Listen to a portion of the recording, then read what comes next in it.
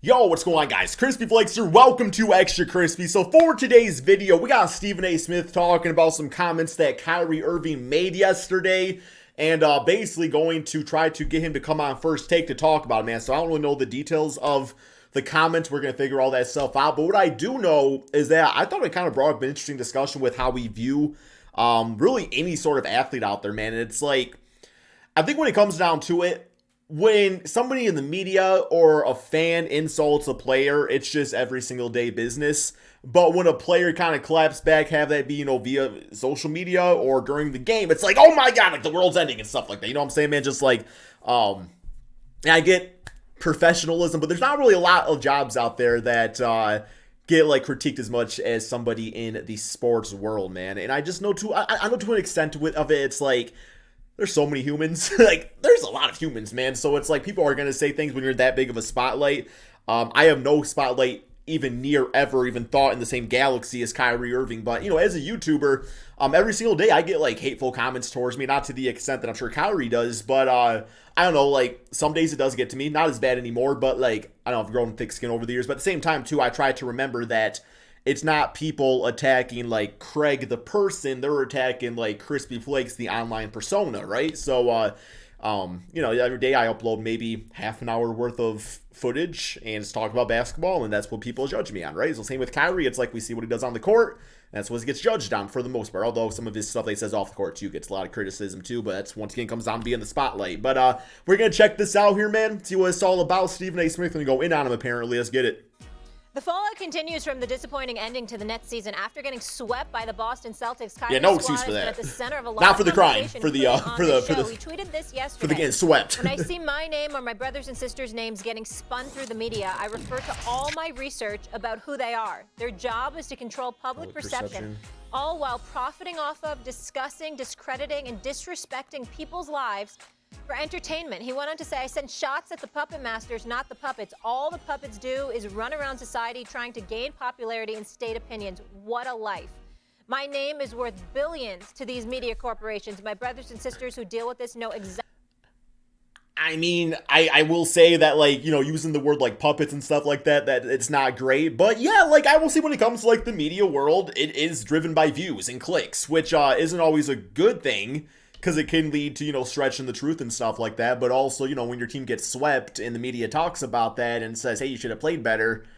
I mean, that just kind of is what it is. That's just like humanity, and that's just like entertainment business and stuff. That's showbiz, baby. That's showbiz. I don't know if that's an excuse, but what do you guys think?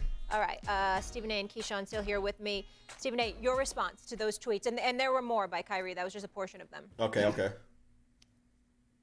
I'm going to be calm when I say this. No, you're not. We are witnessing one of the most delusional athletes in American history. Oh, wow. He's lost. Because he's so big on telling everybody else they're lost. Kyrie is also slick. Okay. Because he's trying to get away with something that I'm not going to allow him to get away from.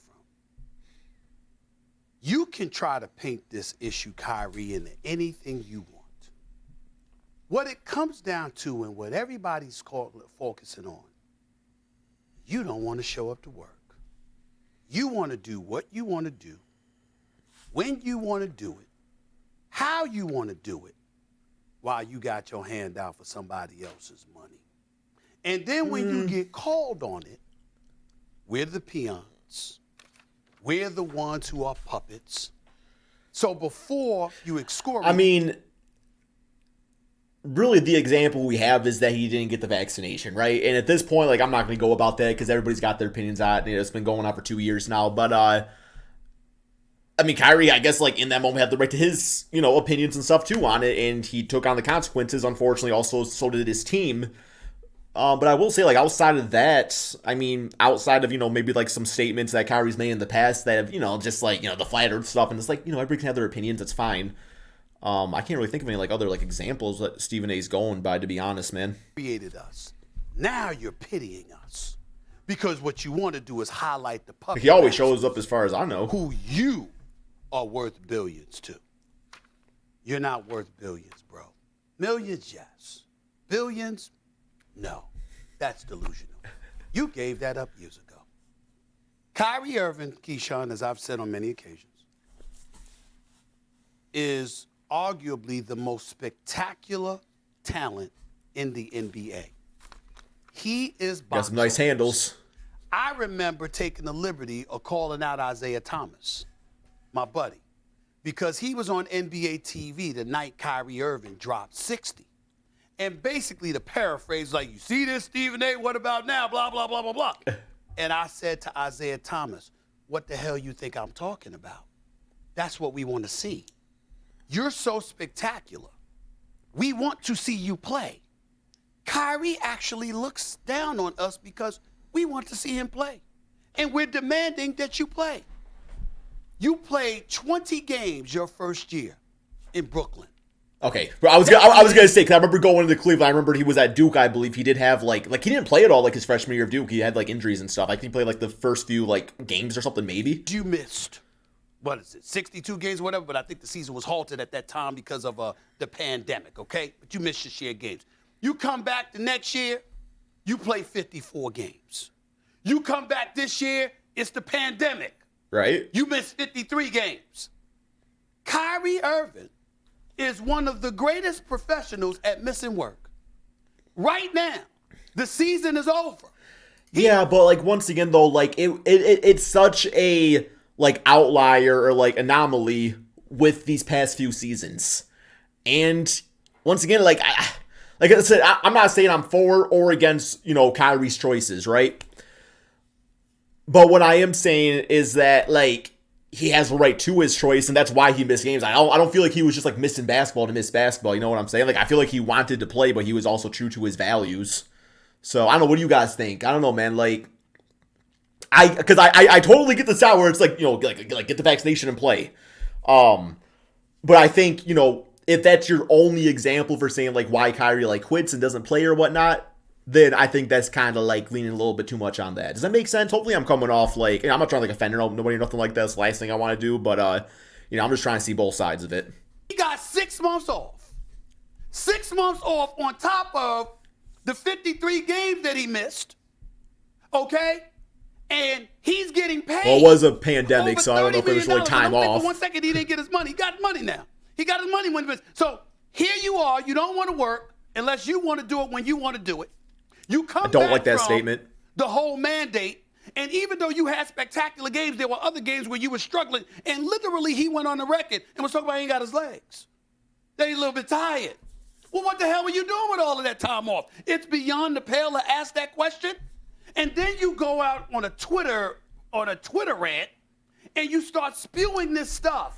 Why? Yeah, and let me say, and it's not like there's a lot more tweets to it. We just saw the one in the beginning, so I do have to point out too that I don't know everything that Kyrie said, and also I'm not like supporting like Kyrie calling out the media like this. I'm really not.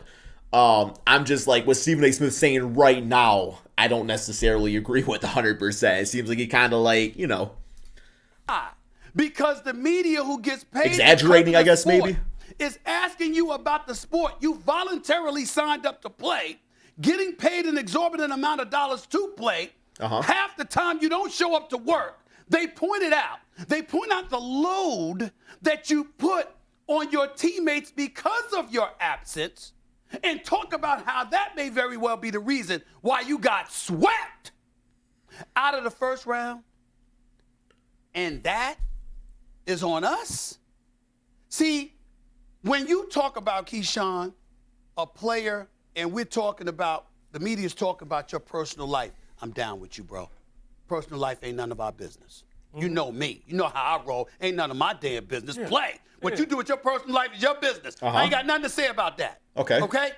But what you sign up for professionally, what people are professionally assigned to cover, they have a right to sit up there and say, yo, you ain't showing up to work. There's always something with you. There's always something. And so when he goes on a Twitter rant like this, to me, it is an evasive tactic to try to infuse or implement race, beliefs, or whatever into the equation. Ain't nobody going there. All we saying is... Oh, we put like race with it too. I didn't know that. I thought we were just calling out media. Who is a professional at taking time off. It's 11 years in this league, Keyshawn. He has played 60 games or less 7 times. That means in nearly 3/4 of his career, or to nearly 2/3. Okay, I gotta look something up real quick, guys. Kyrie Irving Duke injury. Not sure if Kyrie Irving is okay. Siri, well, thank you. Okay, I'm just like wondering because like if that injury was that bad, like I could see where maybe somebody's body doesn't bounce back from that completely, where you can play healthy 82 games every single season, you know. But okay, we got another one real quick here, man. This is Kyrie or Stephen A invites Kyrie to First Take. Let's check this out. What makes Kyrie Irving this particular morning very disgusting, and I'm just gonna say that way. We are talking about basketball, but that's not where Kyrie is trying to direct us. With his delusional tendencies notwithstanding, what he's trying to do is make this about a race thing and talking about brothers going up against brothers. Then he calls us puppets, but he's saying, hey. Okay, I know all that in the tweets, to be honest. So at the puppet masters. So we puppets now because we don't agree with him and we're willing to hold him accountable for not showing up to do his job. We're talking about basketball, a job that he signed up for. But since he wants to go race, let's do that. I'm happy to have here we go. Name the time and place. I'll show up. Kyrie can invite whoever he wants to. All right? Kyrie could come up here. I promise. Yo, invite LeBron and Kevin Love. For Colin Kaepernick. You have an open invitation. You want to sit up here across from me for 2 hours. I give you 2 hours, unedited, live television. I want to see it. And justify the nonsense you put up. I double dare you. Okay? I'll come on your own damn podcast. Okay? Triple dog? I'll come on with you and KD. You can't defend what you do. You can't defend your inactivity, your negligence as a professional in terms of your unwillingness to show up to work. And when we get down to brothers, let's talk about that for a second. You know, Kendrick Perkins, love you, my brother. You know that. And got my man Swagoo here. I'm smiling. Perkins just kind of chilling. I got brothers like Keyshawn Johnson and Swagoo, Marcus. My man's ready to carry the hell on to lunch hour. I know he out here in Vegas somewhere, chilling out, enjoying the sunshine while I'm in here in the studio early in the morning, but I'll get on him on another day. You know why I bring brothers like that up? Because when you got real brothers like that who are about being brothers, they'll hold you accountable if you're wrong. You see, when real knows real, when you hang out with the right people, when you associate yourself with the right people, you don't have to worry about the cloth that you wear, who you are, what you represent, or where you're coming from.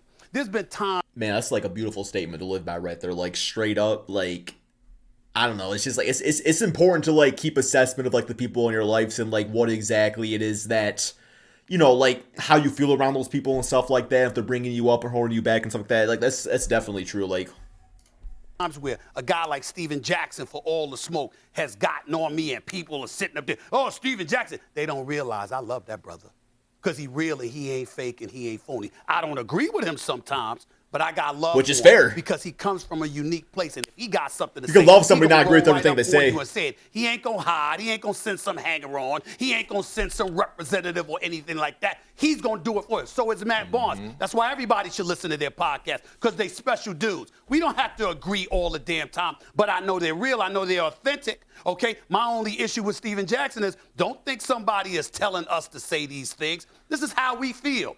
I'm responsible for my thoughts. I think that everybody knows the kind of position that I put in, that I'm in at this particular moment in time of my career. Not that I've ever done otherwise, but if ever there was a time where I'm free to express myself, it's now, the position that I sit in.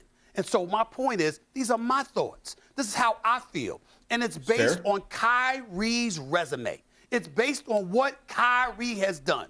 Since winning the chip, what have you done?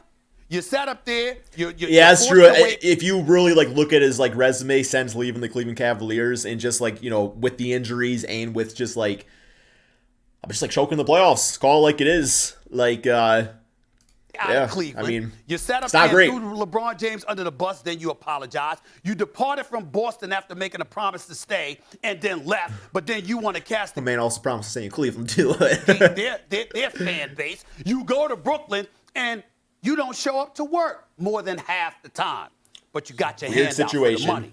But how, somehow, some way, we're puppets. Why are we puppets? Why? Because we actually work for our money and we don't take time off every chance we get?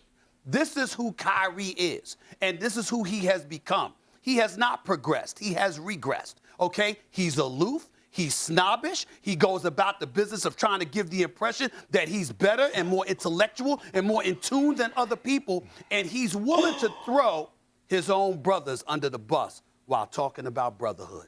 Just because we said, damn, bro, can you show up to work? If that ain't egregious, I don't know what is. But like I said before you came on this show, Kendrick Perkins, and I'm going to say it again, Kyrie Irving, more than anything, you are a superstar, spectacular basketball player. Let me tell you what you ain't. Let me tell you what you ain't. You ain't a dude that's going to get the last word. I don't give a damn. Oh, we all know that, Stephen A. We all know that, Stephen A. What support you think you have or whatever the case may be, you ain't going to have the last word. That's reserved for people who actually show up to do their job. We ain't talking about race. We ain't talking about black versus white. We ain't talking about puppets or puppet masters. We ain't talking about the media. I'm gonna have to like check out the tweets and stuff, because I really don't know how like the race ties into it. But, like, so I gotta check it out, because like I said, I don't have all the details about it. But what do y'all think, man? Give me your thoughts about it. It's pretty heavy, to be honest. Stephen A definitely went into him. So give me your thoughts in the comment section below. I low-key hope Kyrie goes on the show, because that would be entertaining. Thank y'all so much for watching, and peace out, my friends.